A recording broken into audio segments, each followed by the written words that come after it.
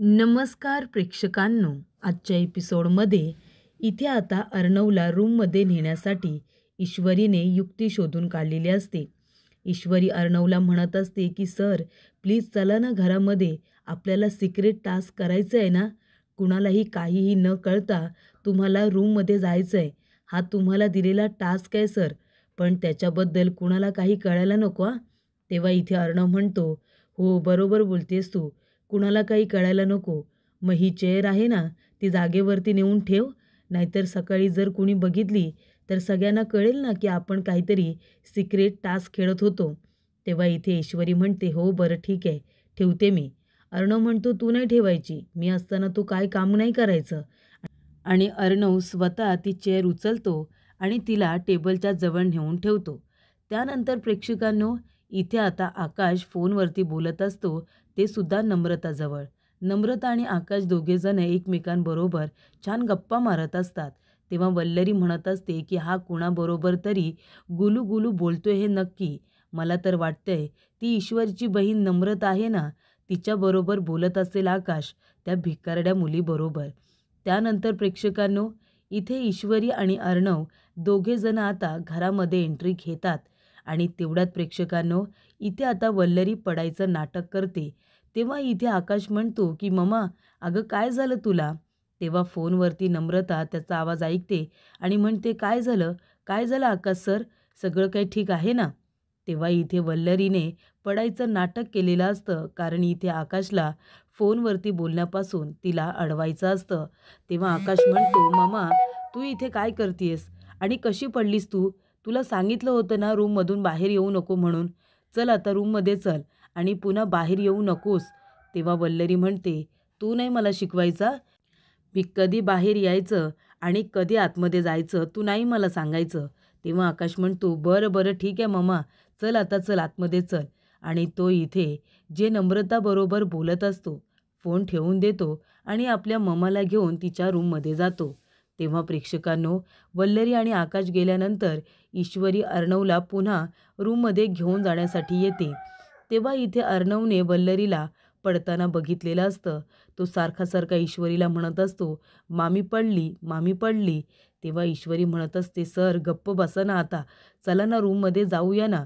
Sir आता मी खूप चिडली हां, म्हणजे आता जर तुम्ही रूममध्ये आला नाहीत ना तर मी रडे ना सर. तेव्हा इथे अर्णव म्हणतो, बरं बरं ठीक आहे, चल आपल्याला सिक्रेट टास्क करायचं आहे ना, चल आपल्याला रूममध्ये जायचं आहे. तेव्हा इथे अर्णव रूममध्ये जात असताना आपल्या जिन्यावरच्या पायऱ्या चढत असतो. पण तो काय करतो, एक पायरी चढतो पुन्हा उतरतो, एक पायरी चढतो पुन्हा उतरतो. तेव्हा इथे तो रडायला लागतो. तेव्हा ईश्वरी म्हणते, काय झालं सर, आता का रडताय तुम्ही. तेव्हा अर्णव म्हणत असतो, मी सिंदूर अगं बघ ना, कधीपासून मी पायऱ्या चढतोय पण मला चढताच येत नाही आहे. तेव्हा ईश्वरी म्हणते, सर पायऱ्या जेव्हा सगळ्यात चढाल तेव्हा वरती पोचाल ना, इथे एक पायरी चढताय पुन्हा खाली उतरताय, कसे काय जाणार तुम्ही वरती. चला मी तुम्हाला घेऊन जाते चला. आणि प्रेक्षकांनो, इथे आता अर्णव ईश्वरी हे दोघेजणं फायनली रूममध्ये आलेले असतात. पण रूममध्ये येता येता सुद्धा अर्णवने ईश्वरीला नाकीस 9 आणलेले असतात.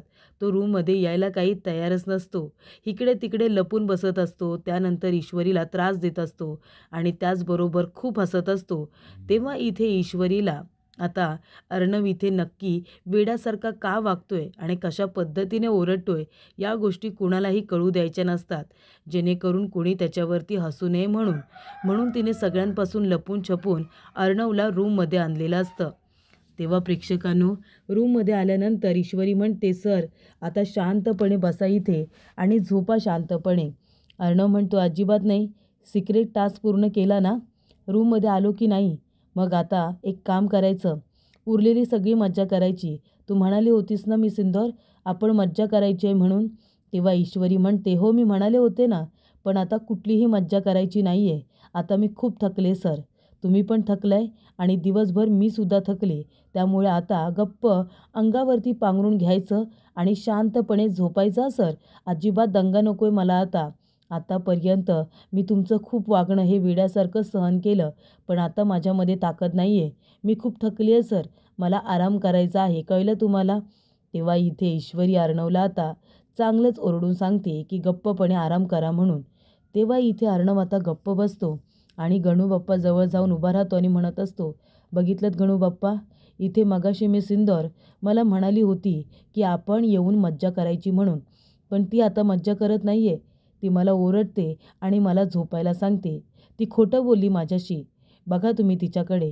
ती माझ्याशी खोटं बोलली की आपण मज्जा करू म्हणून आणि आता नाही म्हणते.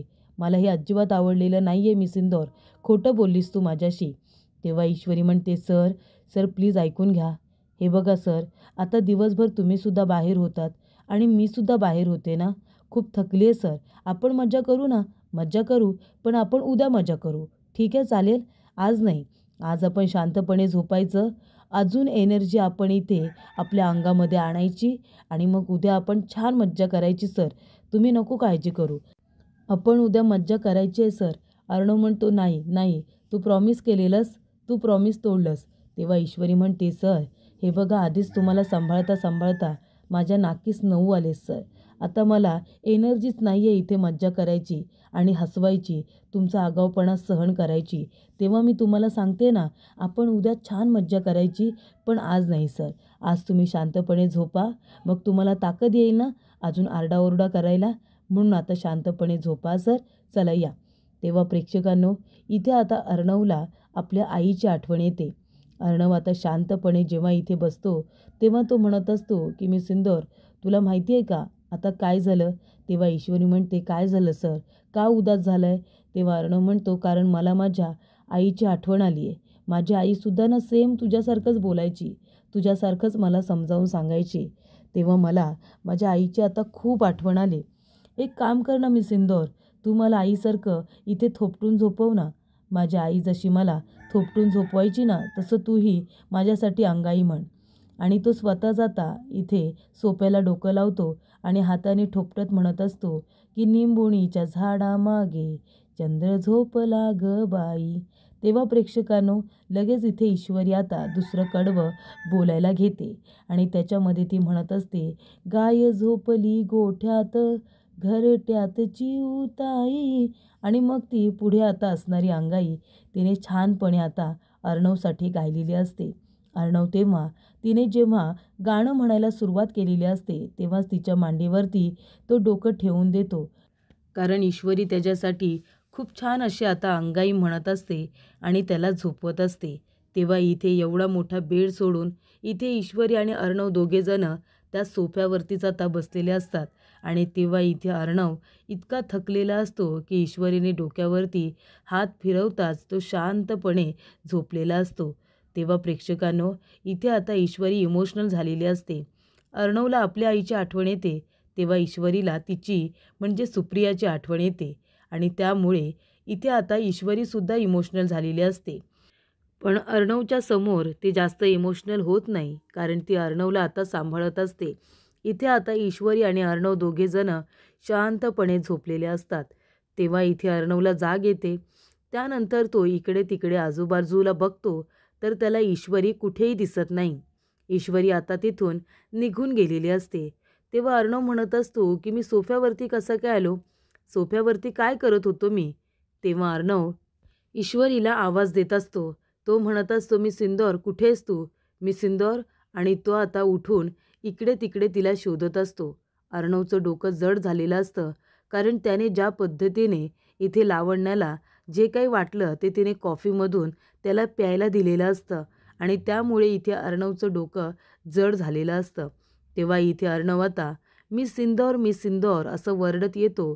तेव्हा ईश्वरी म्हणते, अरे वा सर, आलात तुम्ही. काय मग तुमचं फायटर प्लेन खाली घेतलंत का तुम्ही? फायटर प्लेन याचं लँडिंग झालं? तेव्हा अर्णव म्हणतो, काय झालं मी सिंदूर, काय बोलतेस तू? तेव्हा ईश्वरी म्हणते, काय बोलते काय सर, काय बोलते? तेव्हा अर्णव म्हणतो, ते सगळं जाऊ दे, आधी तू मला सांग, मला सोफ्यावरती का झोपायला लावलं होतंस? तेव्हा ईश्वरी म्हणते, अच्छा, मी तुम्हाला सोफ्यावरती झोपवलं होतं का? तेव्हा अर्णव म्हणतो, हो, तूच मला सोफ्यावरती झोपवलं होतंस. तेव्हा ईश्वरी म्हणते, मी हे सगळं का करेन सर? तेव्हा अर्णव म्हणतो, कारण तुला इथे सोफ्यावरती झोपायचं नव्हतं ना, तुला बेडवरती झोपायचं होतं, म्हणून तू एकटी बेडवरती शांतपणे झोपलीस आणि मला त्या सोफ्यावरती झोपायला लावलंस ना, बरोबर ना? तेव्हा इथे अर्णव म्हणतो, तू इतकी सेल्फिश असशील असं मला वाटलं नव्हतं.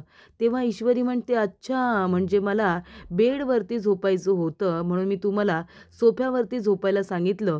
किती सेल्फिश आहे ना मी सर. अगदी बरोबर बोललात तुम्ही. तेव्हा इथे ईश्वरी म्हणते, अर्णव सर, काल रात्री तुम्ही काय वागलात ते तुमचं तुम्हाला तरी आठवतंय का? तेव्हा अर्णव म्हणतो, का काय झालं? काय वागलोय मी काल रात्री? तेव्हा ईश्वरी म्हणते, मला काय विचारताय? तुम्ही स्वतःलाच विचारा ना. खरं तर मी एक काम करायला हवं होतं. काल तुम्ही ज्या पद्धतीने मला त्रास दिलाय ना आणि आगाऊपणा केलाय ना, त्याचा एक व्हिडिओ तयार करून दाखवायला हवा होता तुम्हाला. काल तुम्ही भडकूचंदवरून हॅप्पीचंद झाला होतात, हॅप्पीचंद. एवढा कसला आनंद झाला होता तुम्हाला काय माहिती. काय हसत काय होता, काय बोलत काय होता, इकडे तिकडे धावत काय होता, गाणं काय म्हणत होता. तेव्हा ईश्वरी आता स्टार्टिंगपासनं त्याला सांगत असते की ऑफिसमध्ये कशा पद्धतीने त्याने दंगा घातला, कशा पद्धतीने तिने रिक्षातून अर्णवला घरी आणलं, तिथेसुद्धा तो इथे आरडाओरडा करतच होता. त्यानंतर ईश्वरी म्हणते की तुम्हाला सांभाळणं नामुमकीन झालं होतं, नामुमकीन. म्हणजे एखादं माणूस आहे ना, इथे ओझं वगैरे सांभाळू शकतो, वजन वगैरे घेऊ शकतो, पण काल तुम्हाला सांभाळणं माझ्यासाठी कठीण झालं होतं सर, कठीण. खालीच बसलात आणि म्हणताय की मला इथे आवडलंय, छान वाटतंय, इथे छान वाटतंय, मी इथेच झोपतो, असं सुद्धा म्हणाले होतात आणि काय ते हसत होतात. तेव्हा इथे ईश्वरी आता अर्णववरती रागवलेली असते. त्याला सगळं सांगते की तो किती विचित्र वागला आणि सरळ आता बाहेर निघून जाते. तेव्हा इथे अर्णव म्हणत असतो की काल रात्री मी असा वागलो, पण मला तर काहीच आठवत नाहीये. बिचाऱ्या मी सिंदूरला माझ्यामुळे खूप त्रास सहन करावा लागला. म्हणजे माझं वागणं कुणाला कळू नये म्हणून तिने एकटीने मला रूममध्ये घेऊन गेली. त्यासाठी आता ईश्वरीला सॉरी तर म्हणायलाच हवं असं अर्णव म्हणतो. त्यानंतर प्रेक्षकांनो, इथे आता वल्लरी आणि राकेश यांचं काहीसं वेगळंच चाललंय. राकेश म्हणत असतो वल्लरीला की लावण्याला फोन करा म्हणून. काल रात्री नक्की काय घडलंय ते आपल्याला कळायला नको का? तेव्हा वल्लरी म्हणत असते, जावई बापू, अहो बरोबर बोलताय तुम्ही, पण इथे लावण्या फोन उचलायलाच तयार नाही आहे ना, मग काय करायचं आहे आपण? तेव्हा इथे काल रात्री नक्की काय घडलंय हे कळतच नाही आहे. तेव्हा वल्लरी म्हणते की कसं काय ती फोन उचलणार? काल रात्रीसुद्धा ठरल्याप्रमाणे तिचा प्लॅन झालाच नसेल ना, म्हणजे तिचा प्लॅन फ्लॉप झाला असेल. मग आता आपल्याबरोबर कुठल्या तोंडाने बोलणार म्हणून ती फोन उचलत नसेल. तसंही लावण्याचा कुठला प्लॅन सक्सेसफुल होतो? सगळेच तर तिचे प्लॅन फ्लॉप होत असतात. हा सुद्धा झाला असेल आणि म्हणून तर ती ईश्वरी काल अर्णव बरोबर होती ना. तेव्हा प्रेक्षकांनो, इथे आता राकेश आपल्या मनामध्ये म्हणत असतो की लावण्याने जर फोन उचलला नाही तर तिला सांगता कसं येईल? जोपर्यंत लावण्या अर्णवच्या मागे मागे करत नाही तोपर्यंत मला माझी इंदोरी जिलेबी भेटणार नाही. तेव्हा वल्लरीसुद्धा तेच म्हणत असते, अगं लावण्या फोन उचल, जरी पण प्लॅन सक्सेसफुल झाला नसेल तरीसुद्धा दुसरा प्लॅन काय करता येईल याच्याबद्दल तरी बोलूया ना. पण इथे आता लावण्या मात्र फोन उचलतच नसते. त्यानंतर प्रेक्षकांनो, इथे ईश्वरी आता गणूबाप्पाचा आशीर्वाद घेण्यासाठी आलेली असते. तेव्हा ती गणूबाप्पाच्या इथे जाऊन उभी राहते. तर प्रेक्षकांनो, अर्णवने काय केलेलं असतं? ईश्वरीला आता तो सॉरी म्हणत असतो. त्याच्या वागण्या बोलण्यामुळे ईश्वरीला त्रास झालेला असतो, म्हणून अर्णव तिला सॉरी म्हणण्याचा प्रयत्न करत असतो. अर्णव तिथे गोंड्याच्या फुलांच्या ज्या पाकळ्या असतात त्याने त्याने आता टेबलवरती सॉरी लिहिलेलं असतं ईश्वरीसाठी. तेव्हा इथे ईश्वरी येते आणि बघते तर काय, अर्णवने छान असं सॉरी तयार केलेलं असतं. तेव्हा ईश्वरी म्हणते, अच्छा, म्हणजे आता भडकूचंदला मला सॉरी म्हणायचं आहे का? पण मी सुद्धा सहजासहजी माफ करणार नाही आहे.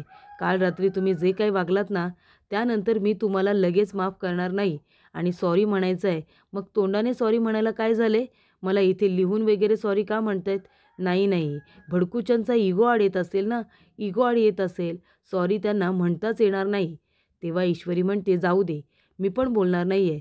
जोपर्यंत अर्णव सर स्वतःहून समोरून येऊन मला सॉरी म्हणत नाही ना, तोपर्यंत मी त्यांना माफ करणार नाही आहे. तेव्हा प्रेक्षकांनो, इथे आता ईश्वरी किचनमध्ये आलेली असते. तिथे अंजली काम करत असते. तेव्हा दोघीजणी एकमेकींना गुड मॉर्निंग विश करतात. त्यानंतर अंजली म्हणत असते, काय मग ईश्वरी, काय चाललंय हां? आणि तुमचं ते क्यूट कपल, काल रात्री तुम्हाला बघून खरंच खूप छान वाटलं गं. लॉनमध्ये दोघेजणं बसून किती गप्पा मारत होता ना. तेव्हा इथे ईश्वरी म्हणते, काय तुम्ही आम्हाला लॉनमध्ये बघितलंत का? तेव्हा अंजली म्हणते, हो, का गं, बघायला नको होतं का? तेव्हा इथे ईश्वरी म्हणते, नाही असं काही नाही आहे ताई. म्हणजे बघा ना, तरीसुद्धा मी अर्णव सरांना किती वेळा सांगितलं, त्यांना समजावलं की हळू बोला, हळू बोला. तुमची झोप कडू झाली का अंजलीताई? तेव्हा अंजली म्हणते, नाही, नाही, तशी मी जागीच होते. मला तुमच्या दोघांचा आवाज आला. बघते तर काय, दोघेजण छान एकमेकांबरोबर वेळ घालवताय. तेव्हा इथे ईश्वरी म्हणत असते की अंजलीताईंना विचारू का, नक्की त्यांनी काय काय ऐकलं? तेव्हा इथे ईश्वरी म्हणते, अंजलीताई, म्हणजे मी त्यांना बोलले हळू बोला, तरीसुद्धा तुम्हाला आवाज आलाच का? तेव्हा इथे अंजली म्हणते, हो का गं, आम्हाला आवाज यायला नको होता का? म्हणजे असं एवढं काय बोललाय तो की ते आम्हाला कळायला नको, फक्त तुझ्यापर्यंतच राहिलं पाहिजे, असं काही यार बोललाय का तुला? तेव्हा इथे आता ईश्वरी म्हणत असते, नाही, नाही, तसं काही नाही आहे. तेवढ्यातच इथे आता ईश्वरीसाठी कुरिअर आलेलं असतं. तेव्हा ईश्वरी ते कुरिअर घेण्यासाठी आलेली असते. ती म्हणत असते की मीच आहे ईश्वरी राजेश शिर्के. तेव्हा तो माणूस म्हणतो, मॅडम हे घ्या, तुमच्यासाठी कुरिअर आले. तेव्हा ईश्वरी ते कुरिअर घेऊन येते. तर एक मिठाईचा बॉक्स आणि त्याच्याबरोबर एक कार्ड असतं. तेव्हा इथे आता आकाश म्हणत असतो की हे सगळं वहिनी कुणी पाठवले तुला, आणि ते कार्ड कसलं आहे ते बघ आधी. तेव्हा इथे ईश्वरी ते कार्ड बाहेर काढते. तर त्याच्यावरती प्रेक्षकांनो सॉरी लिहिलेलं असतं. म्हणजे ते कार्डसुद्धा अर्णवने ईश्वरीसाठी मागवलेलं असतं. तेव्हा ती इथे सॉरी बघते आणि आता वरती बघते तर बाहेर रूमच्या इथे अर्णव येऊन उभा राहिलेला असतो आणि तो ईश्वरीकडे बघत असतो. तेव्हा ईश्वरीला पुन्हा राग येतो. ती म्हणत असते, नाही, नाही, काही झालं तरीसुद्धा मी अर्णव सरांना इतक्या सहजासहजी माफ करणार नाही आहे. त्यांनी मला तोंडाने सॉरी म्हणावं. तेव्हा प्रेक्षकांनो इथे आता अंजली आलेली असते. अंजली म्हणते, काय गं ईश्वरी, कुणी गं तुला सॉरी पाठवलं आहे? तेव्हा ईश्वरी म्हणते, आकाश सर एक काम करा, हे सॉरीचं कार्डसुद्धा तुम्हालाच ठेवा आणि ही जी मिठाई आहे ना मिठाई, ती सगळ्यांना वाटून टाका. आणि ईश्वरी किचनमध्ये निघून जाते आणि इथे अर्णवला ती इग्नोर करते. तेव्हा आकाश म्हणतो, जाऊ दे, मला नाही बनायचं आहे कबाबमध्ये हड्डी, आणि तो मिठाई आणि कार्ड दोन्हीसुद्धा ठेवून देतो. तेव्हा इथे अंजली म्हणत असते, काय चाललंय का या दोघांचं? आता हे सॉरीचं कार्डसुद्धा अर्णवनेच ईश्वरीसाठी पाठवलं असेल ना? मला असं वाटतंय काल जे काही घडलंय त्यामुळे इथे अर्णव आणि ईश्वरी यांच्यामध्ये काही बिनसलं असेल का? मामा, मी काय म्हणते, आपल्याला आहे ना चिंटूची मदत करायला हवी. चिंटूला आपल्या मदतीची गरज आहे. तेव्हा इथे मामा म्हणतात, अजिबात नाही, काही मदत वगैरे करायची नाही. त्यांचं जे काही चाललंय ना ते चालू दे, मस्त चाललंय त्यांचं. त्यानंतर प्रेक्षकांनो इथे मामा म्हणत असतात की वा ईश्वरी वा, अगं काय पोहे बनवलेस तू, इंदोरी पोहे खूपच जास्त छान झालेले आहेत. आणि तेव्हा प्रेक्षकांनो इथे आता ईश्वरी सगळ्यांसाठी चहा घेऊन येते. तेव्हा इथे अंजली म्हणत असते, अगं ईश्वरी तू पण बस ना गं नाश्ता करायला. तेव्हा ईश्वरी म्हणते, नाही ताई नको, तुमच्या सगळ्यांचं होऊ दे, मी नंतर बसते ना नाश्ता करायला, तुम्ही आधी पोटभर करून घ्या. इथे आता ईश्वरी सगळ्यांना चहा हातामध्ये देते. मात्र इथे अर्णवच्या आता बाजूला नेऊन जोरात चहाचा मग ठेवून देते. तेव्हा प्रेक्षकांनो इथे आता सगळे एकमेकांकडे बघत असतात. या दोघांचं नक्की काय चाललंय? यांचं काही बिनसलंय का? तेव्हा इथे अर्णव आता कॉफीचा मग उचलतो आणि तो कॉफी प्यायला सुरुवात करतो. तेवढ्यातच अजून एक इथे आता माणूस आलेला असतो कुरिअर घेऊन. तो म्हणतो, इथे ईश्वरी राजेश शिर्के आहेत का? त्यांच्यासाठी कुरिअर आले. तेव्हा इथे ईश्वरी म्हणते, माझ्यासाठी कुरिअर, थांबा मी आलेच. आणि तेवढ्यातच ती बाहेर जाते आणि ते कुरिअर आता घेऊन येते आणि त्याला म्हणते की दादा एक मिनटं इथेच उभे राहा तुम्ही. तेव्हा प्रेक्षकांनो इथे आता राकेश म्हणत असतो, नक्की चाललंय का या दोघांचं? या दोघांचं काही भांडण वगैरे झाले की काय? तेव्हा इथे गिफ्टवरती आता सॉरीच लिहिलेलं असतं. तेव्हा आकाश म्हणत असतो, काय बहिणी साहेब, अहो कोण तुम्हाला सतत कार्ड पाठवतंय, सॉरीसाठी गिफ्ट पाठवतंय? कोण आहे, कोण तो माणूस जो तुम्हाला इथे इतकं सॉरी म्हणतोय आणि तुम्ही इतका भाव खाताय?